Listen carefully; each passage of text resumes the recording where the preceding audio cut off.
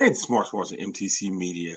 So earlier today, I was watching Max on boxing, and the subject of Errol Spence and Terence Crawford came up. Of course, with the delay in the fight looking like now, it could be next February. In between the 2 weeks, the 2 weeks in the Super Bowl, I think it was like February 4th. That is kind of the off week of the NFL, so it's kind of sandwiched between the conference championship games and the Super Bowl, which probably is going to be a big weekend to have it. We'll have competition. You'll have people excited about the Super Bowl. That should help the numbers out big time. The fight should be in Las Vegas. Of course, when stuff like this happens and there are delays and PBCs involved, Al Heyman takes it on the chin, especially from Max Kellerman, and then it's the same thing. Well, Al, you can come on my show to tell your side of the story. Stop it. This, stop it.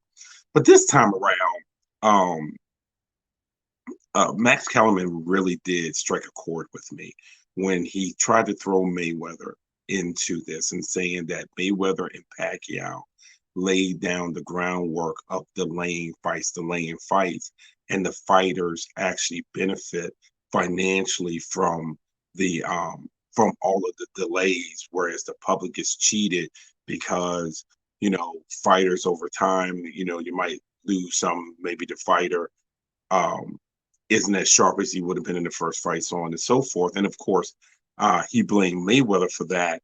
And it goes down this whole rabbit hole of, fighters in the old days didn't do that, so on and so forth. To which I say, stop lying. Stop revising history. In 1981, after Sugar Ray Leonard fought and defeated Tommy Hearns, you know who his next fight was supposed to be against? Marvin Hagler. That fight was supposed to take place in 1981. Then negotiations went sideways. And then in training, Leonard got hurt. That's when he got the detached retina.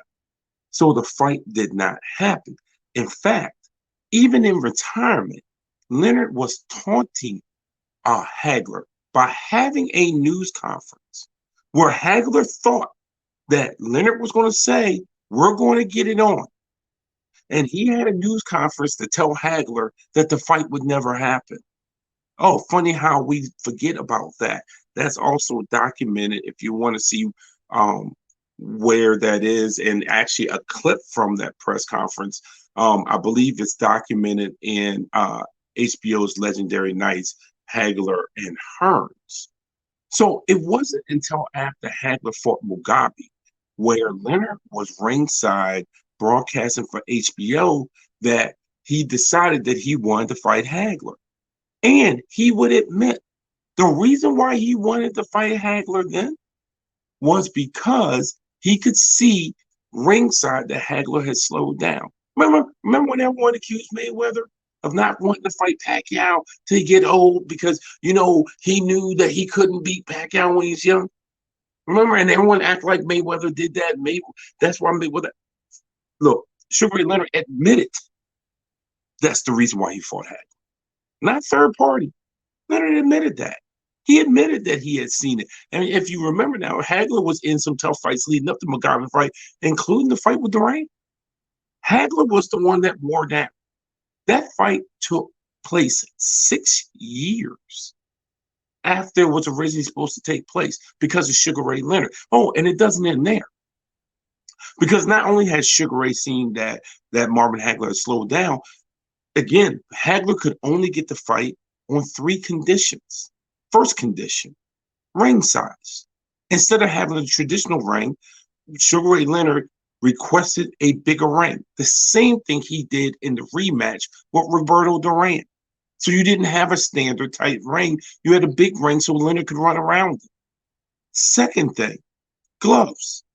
Leonard's request was that they had to use 10-ounce glove instead of the standard 8-ounce gloves. And third, and probably most importantly, the fight could not be a 15-round fight. At first, Leonard wanted it to be a 10-round fight. It ended up settling at 12 rounds.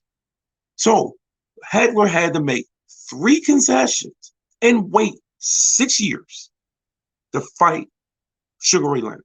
So stop it with this thing happening with Floyd Mayweather for the Pacquiao fight. That's not when it happened. It happened before, during what people consider was the glory years of boxing. Spence and Crawford will happen. It will happen. It will happen next year. For people who think this is a black eye on boxing, get in line. This has happened all throughout boxing's history. It is about as old as scorecards that can be questioned on how you arrived there. It's not going to kill boxing. I've heard for a generation that boxing's about to die. Boxing's not going anywhere. Hell, boxing can't kill itself. But I can tell you this: if you're frustrated with Spence and Crawford, that's fine. I'm sure tons of fans are.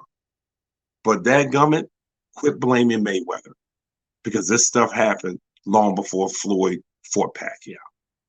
It's Marcus Washington, MTC Media.